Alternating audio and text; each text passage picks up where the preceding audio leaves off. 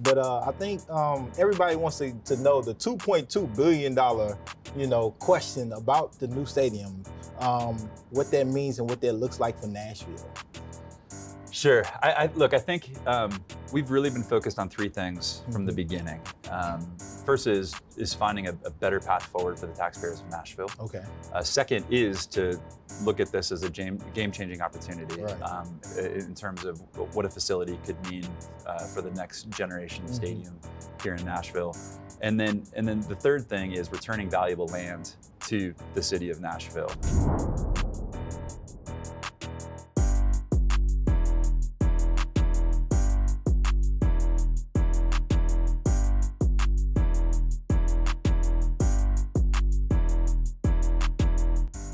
How's it going? Welcome to another episode of A Slice of the Community. I'm your host, Jerome Moore, and today we have the CEO and president of the Tennessee Titans, Tighten Up, Burke Nihill. How you doing, Burke? Doing great. Thanks for having me today. How would you sum up the season of the Titans for the 2022-2023 season? How would you sum it up? Yeah, the team grinded. It's really, really proud of the culture that's been created here with the football team. I think it expands beyond the football team, but football team really sets the tone of just being gritty and hardworking and willing to tackle every obstacle. This year had a whole bunch of injuries that made it particularly hard. But the team grinded till the end, and everyone's already back to work, looking to put a great product on the field next year. Yeah, and I think we all excited for next year too. That's when you don't ever go to the Super Bowl, you're always excited for like the next year because everybody's gonna make it the next year, right? Right, it's coming. It's coming. Your journey into the CEO president role, right? Did my research. I'm Chicago native. I know you wanted to play for the Cubs. It didn't work out for you. It did not work out. You come from a family of, tradesmen, tradeswomen, electrician, dentists, your father. And so here you are though, started off in general counsel with the Titans, and now you're in this role of president and CEO. What does that mean? Yeah, I think it's interesting. With an organization like ours, not surprising, there's a lot of people that are interested in coming and working, and very often they ask me for advice about how to get into the industry and ask me questions about my personal journey. And my personal journey was certainly not a straight line to get here. I think at any point, to your point, I would have loved to have played professional sports when I was younger, but the talent was hardly good enough to play high school sports. Right. And at any point, I would have loved to have worked in professional sports, and I didn't spend my career though trying to do that. I was maybe too practical, and I was a lawyer, and worked in private practice and worked for a couple different companies as in-house lawyers. My last stop was at a technology company based out of Silicon Valley. Right. And about 15 years into my professional journey, I stumbled on a LinkedIn advertisement for the general counsel position of the Titans, and I thought, man, somebody's going to get my dream job. Yeah. And I mentioned it to my family just in passing, and everyone encouraged me to throw my hat in the ring, and I did, and to my surprise and delight, kept making it through the process, and ended up moving down here in 2016 as general counsel of the Titans. Just fell in love with the city right away, fell in love with the organization. Now, I'm excited about this conversation. As a Nashvilleian, it's Tighten Up for life for me.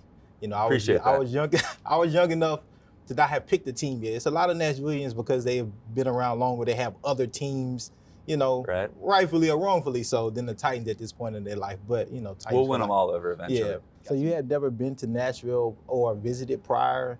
We had visited once or twice. Because now everybody from Chicago is here now. So I know. You brought everybody with you. It's a well-worn path down I-65, that's for sure. But we had started to get stirred a little bit about the possibility of moving. Both my wife and my family, they're just back to generations, had lived not in Chicago, but in more rural areas of Illinois, and we had never really thought about moving. And the couple years before that, we had thought about it, and we immediately identified a couple cities that were interesting to us. Right. And Nashville was one of them. Yeah. And so we spent some time on summer vacations. We would just make sure that we spent a couple days around Nashville and some of these other cities just to kind of get a taste and a flavor. And it's probably why I got caught up in that LinkedIn algorithm because we had looked for legal jobs the algorithm in Nashville. will get you every time. It got us. I'm glad it did. Well, that's amazing here because, Nashville is an amazing city. 1996, we got the football team from Houston, the Houston Oilers, right? And that brought a lot of joy and light to, I think, just to the city of Nashville as a growing city. I think our leaders at the time we won the sports team. I think the Bridgestone Arena was being built during the same time. So that was like, oh, you got this whole arena and the football team. So I think it was great. And I think people are still, probably 80-something people a day are still moving here. It's interesting that I wasn't in Nashville at the time. I think I was probably in high school at the time that some of those conversations were starting to emerge in the early 1990s. But I've become a student of that time, just learned about it. Yeah. And it was obviously a really exciting time, and things happened really quickly. And the journey of the Oilers coming to Nashville was really kind of unexpected. Right. There were other places that the NFL was focused on, and Bud Adams, our founder, really just felt this kinship with Nashville and with Tennessee. Texas and Tennessee, made a lot of sense. Yeah, so he really just kept pushing towards Nashville, and it really is interesting looking back at where Nashville and Tennessee were at that time when there was a thought about building an arena, and the team was the NFL football team was just starting to kick the tires on the possibility of moving here to what's happened through the last 25 or so years. It's been an honor for this organization to be on that journey with Nashville and Tennessee. Yeah, and now it seems like we can't stop building stuff in Nashville. In 25 years, like last year has been 25 years since the Tennessee Titans has been here. We'll talk about that a little later, far as the future. But I think everybody wants to know the $2.2 billion, question about the new stadium, what that means and what that looks like for Nashville. Sure. I think we've really been focused on three things from the beginning. First is finding a better path forward for the taxpayers of Nashville. Okay. Second is to look at this as a game-changing opportunity in terms of what a facility could mean for the next generation of stadium here in Nashville. And then the third thing is returning valuable land to the city of Nashville. Okay. Because our lease right now encompasses all the parking lots around Nissan Stadium, and that ultimately is something that can be put to better use. And so I think this has been something that's obviously been a really big topic of conversation in Nashville for the last year or so, but it's really been something that our organization has been focused on, working with the Sports Authority for probably 4 or 5 years now. Okay. I guess it's longer than that, because when I first started in 2016 and I was going to Sports Authority meetings, regularly, some of these long-standing Sports Authority members were asking a question about, how do we ultimately resolve what is an aging building that is requiring an increasing investment and a lease that puts a lot of that responsibility, most of that responsibility on the taxpayers of Nashville. And so we started this journey of finding something that is a better outcome. And we're really proud of where it's landed, in that if this deal were to continue to proceed through City Council and Sports Authority over the next couple months. What would you say to those who may feel like it's not a better outcome? A lot of people have said the $1.8 billion renovation is overstated. It might be a little exaggerated. Can you speak to that a little bit, because of the people that may have that narrative, that may feel that way? Yeah, happy to do it. I think 1.8 billion is a number that's been thrown out there by Turner. It's a group that we worked with to do some estimates. We're certainly not contractors. We're not qualified to do that work ourselves. The city hired their own consultant, VSG, and took a totally different methodology about trying to identify what that liability would look like from the city, and the number they came up with was also about 1.8 billion. Okay. Here's what I would tell to you.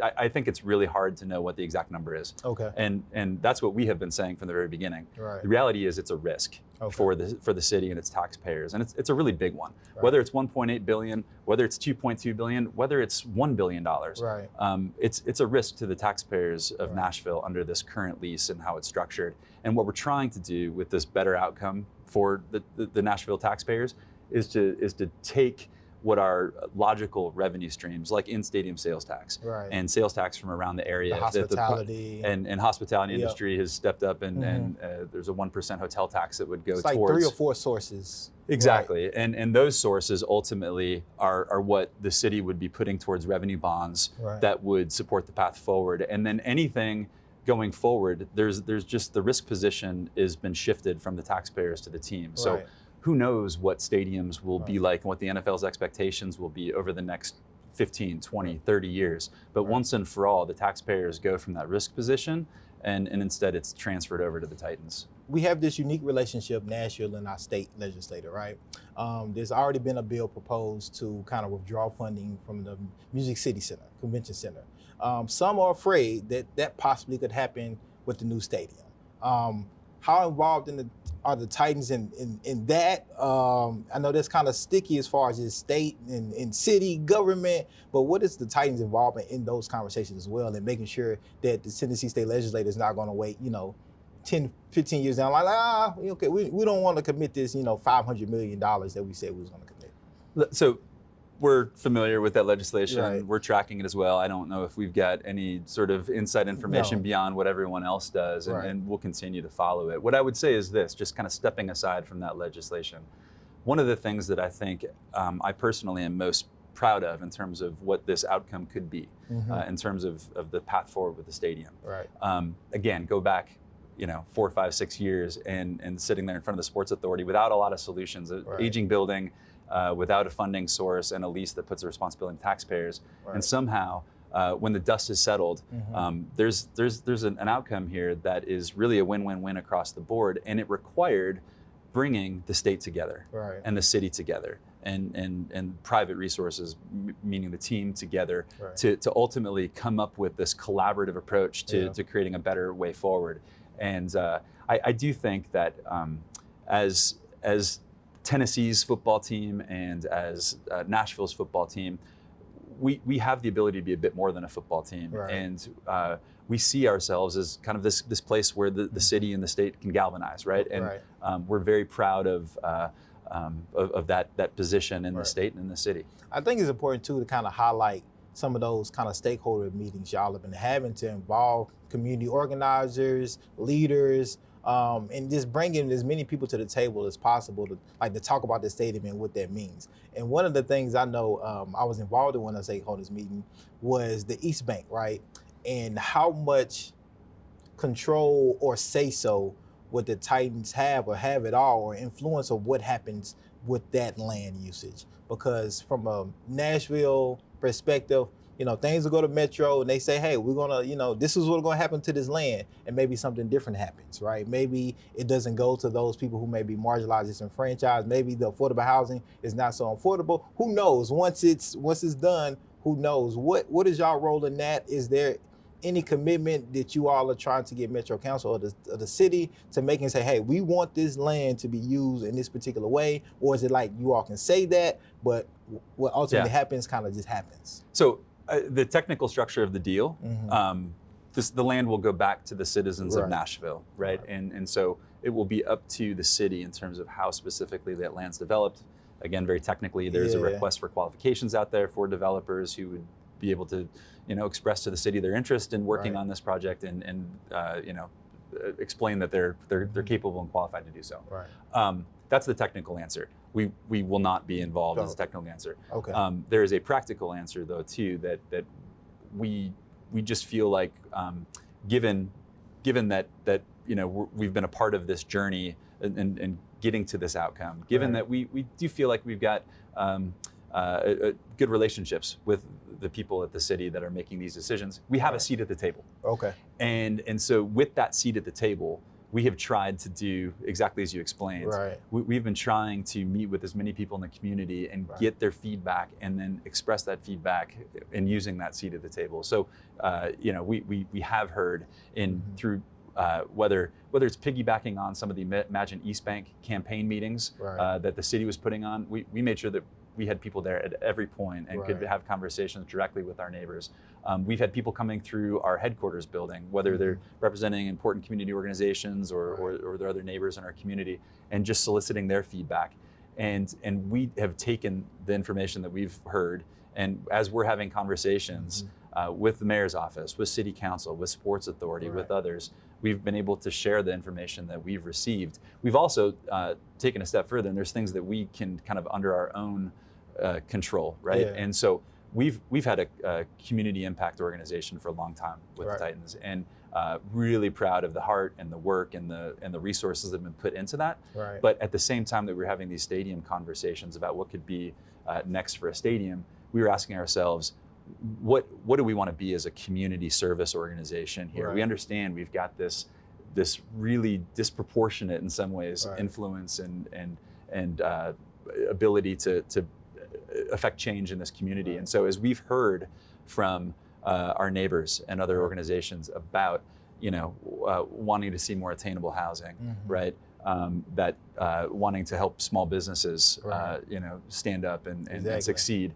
All of these things, we've found ways to create our own programs, and to really kind of streamline our community impact organization into something that we believe is going to create sustainable and meaningful change, so that 5, 10, 15 years from now, we'll be able to look and measure, house by house, neighborhood by neighborhood, the impact that we're having. We put this under a program we call One Community. One Community stands for opportunities, neighborhoods, and education. And so across those three concepts, we have 17 community partners that we're looking forward to really digging in with and really affecting change in this community. And we're gonna dig in that too a little deeper. But I wanna go back to the mayor's office.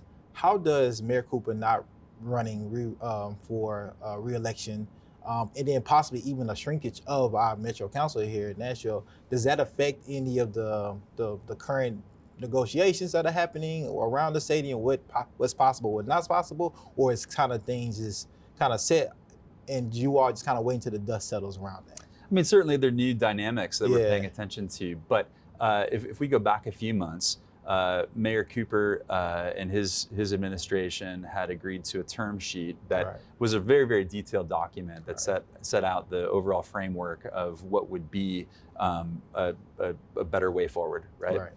Sports Authority and City Council both approved that term sheet in December. And so what's left now is just taking that term sheet, which was already very detailed, but really getting into the legal nuts and bolts and creating the documents like lease, development agreement, that sort of thing, and ultimately giving those back to Sports Authority and City Council for final approval. And so we're focused on just continuing that work and continuing the conversations to be sure we're answering all the questions related to the final documents. And it'll be a minimum 30-year lease, and possibly 2026 is that still the deadline for the stadium? Is it moving, or is it?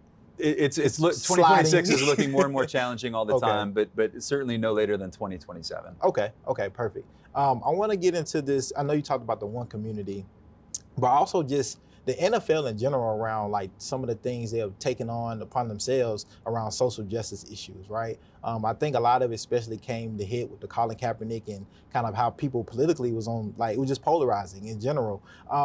So I want to start personally and then kind of go into what that looks like from a Titan standpoint. Personally, when the whole Colin Kaepernick thing was happening, 2020, and just George Floyd, everything, and then you see the NFL now really making a push around social justice and being really intentional about it.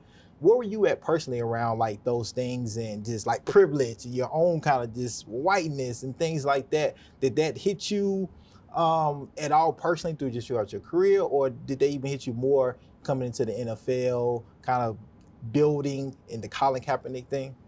It did. I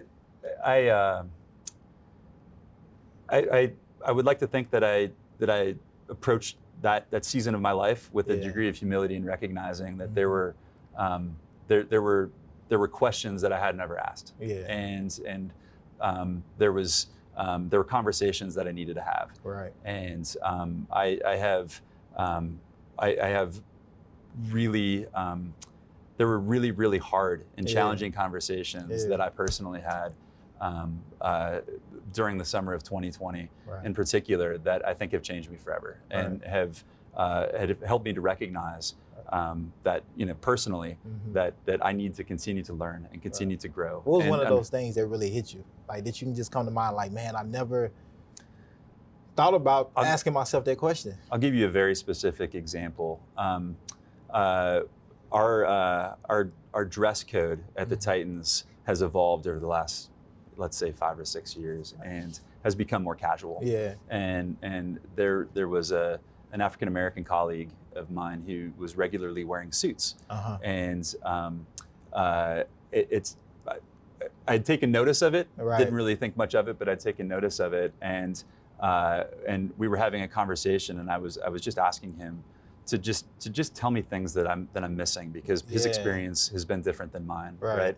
And one of the things that he mentioned to me is a part of the reason why he wears a suit is because if he's at a gas station, or if he's pulled over, that he feels differently wearing a suit than what I was wearing that day that was more casual. And there were just things about conversations like that one that just have me coming from a different place of understanding that my journey hasn't been like his journey, and that I need to just be in a continuous place of learning. Yeah.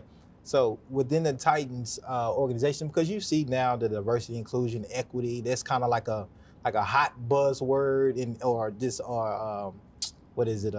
paraphrase, that people are just using now. What does that look like in the Titans, and how deep does it go? And I think a lot of people just want to know this, even just from an NFL level, right? Sure. Because each owner is different, each organization is different, each city is different, right? But I think Nashville is a very special city, especially when we talk about social change. Freedom Riders, the Jubilee Singers, sure. John Lewis, Fist. We just have a really unique kind of soul when it comes to those things. So how does that affect the Titans, and just not just you personally, but going into your business and creating an environment? It's really important to our owner, Amy Adams Strunk.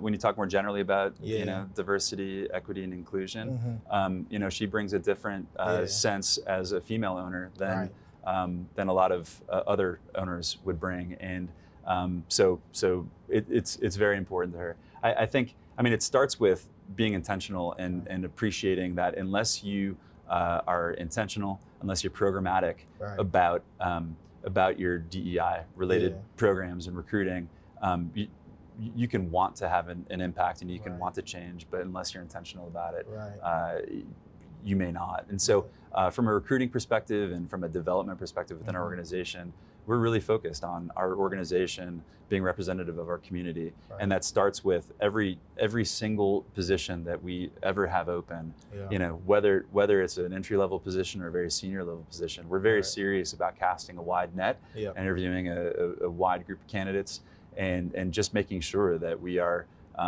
we're just doing it right. We're doing it carefully. And our executive staff in particular, really starting to see our executive staff being representative of our community. And it's something we'll continue to focus on. We got to continue to work on and grow. We just recently, for the first time, named a vice president of DEI as a standalone position. It's been important to us for the last several years, certainly, but it's the first time we've had a standalone vice president level position. And so we'll continue to invest and engage. Right. Is the NFL taking more of a responsibility to look at those things too, or is it organization by organization? I think it's both. I don't think there's an NFL meeting that I've been a part of over the last 2 or 3 years where diversity and equity isn't something that is stressed, and there's education from leadership at the NFL. There's been policies that have been implemented by the NFL and reinforced by the NFL, but it's certainly something that, if it's going to really affect change in Nashville, it's going to have to be something that we own, and we do. And again, it's a journey. We'll continue to grow and evolve as an organization, but we believe in it's missional for us, and we'll continue to invest. That serve is right there in the mission. And I want to circle back around to the One Community program. What does that kind of look like, especially I know with metro schools, and how I know y'all do a lot, but what is that specifically in detail, what that looks like for those who may be listening and watching, who maybe didn't know that program existed, but also maybe how can I get involved in it? How can I get my organization to work with the Titans in this particular capacity? We'll have to have you come back and spend another hour on this alone, because it's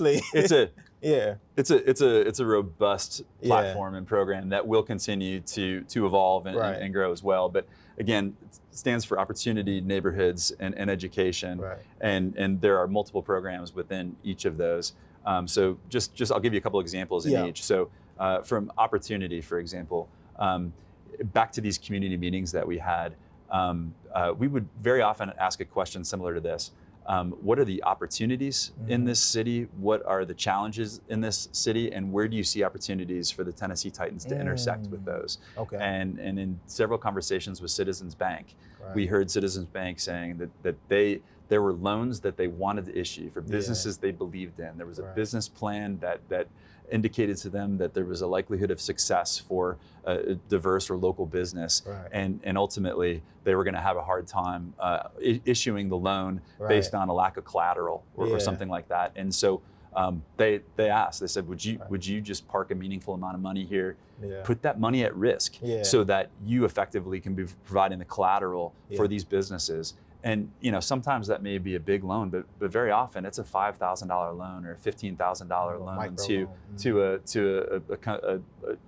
a person who wants to start a moving business, or someone who's going to start an architecture firm and just needs a little bit more funding to get that off the ground.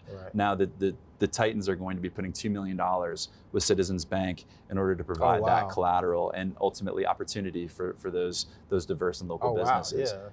In terms of neighborhoods, we're doing several things in neighborhoods where we're investing in the park system.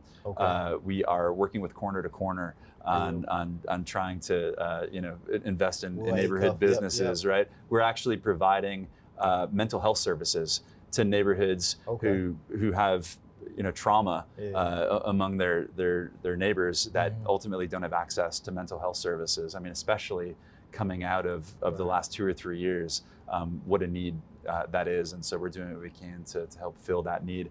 And then with education, it's really focused on a couple things: Metro Nashville Public Schools, and then some of our local colleges, in particular TSU.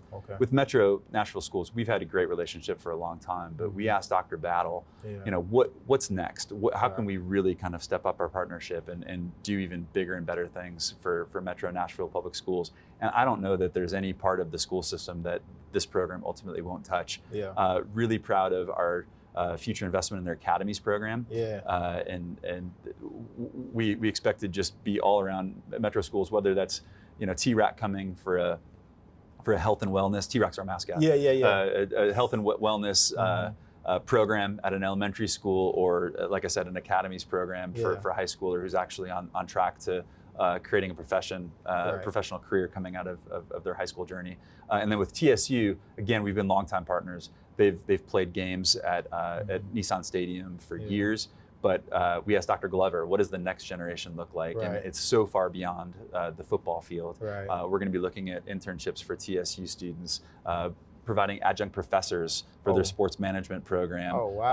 Maybe me or Adolfo Birch or somebody else from our organization is actually going and helping to teach them. We're going to sponsor some of their biggest events and help to promote the school. So it's really comprehensive, and the nature of it, we're gonna really try to have a deep impact, really focus on those 3 categories of opportunity, neighborhoods, and education.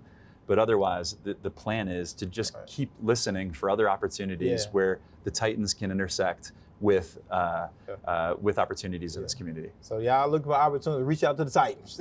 They're out there. They're willing to give resources, money, everything. I want to move into the future. Right? It's been 25 years almost to date since 2022. 1996, 22, 25 years, right? Got my math going. That the Titans have been here in Nashville. Now we have some amazing new things happening. We have that one community program that is just robust. We have a new stadium. Also, we have a new general manager, Rand Carthon. Yes, sir. First Black general manager of the Titans organization. What does that mean? Like, how does that make you feel when you hear that? I'm so excited to work with Rand for years to come.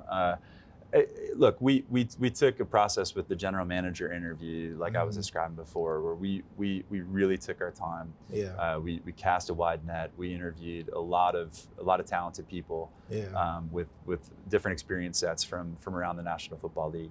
And at the end of that process, we had 5 people that were on our interview committee, and unanimously, Rand Carthon, we agreed was the best candidate to be our general manager moving forward. And he's been here about 4 weeks now. And is he liking Nashville? He loves Nashville. Okay, just make sure you ran. Hey.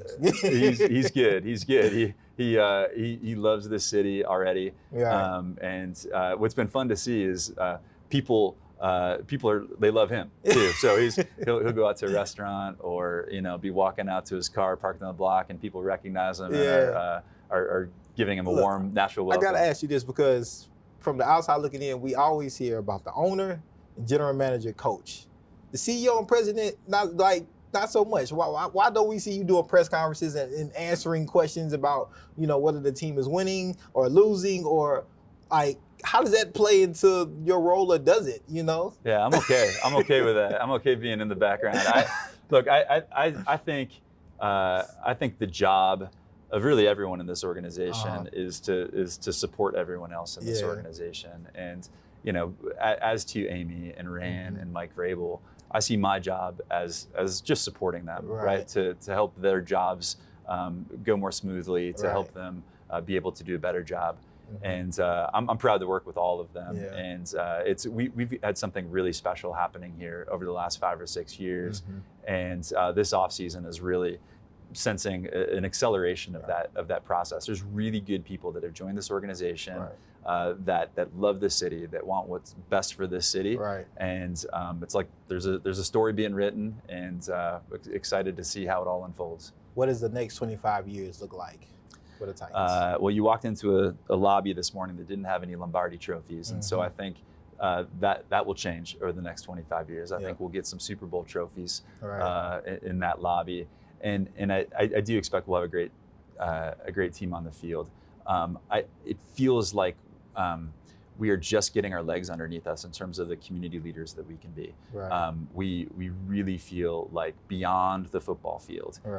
This is a city and this is a state where this organization can make this community a better place to live. And we're just really starting to understand, I think, the power of this platform that we have, and we take it seriously. We feel a stewardship towards making this a better place to live. And so I expect that 25 years from now, not only will this be a successful run for the Titans on the field, but I think it's going to be the sort of journey where maybe even the people who you described as not Titans fans here will end up appreciating that the Titans are part of their community. Yeah, don't tell me you're not a Titans fan, because that won't be a good conversation, especially if you live here. I appreciate that. You got to be a Titans fan. But Burke, I want to appreciate you. Thank you for your time. Thank you for having this conversation and unpacking a lot of things I think people in the community want to hear and know about. So we got to do this again. Got to come back. Yeah. And you say you're going to give me a suite in the new stadium, right?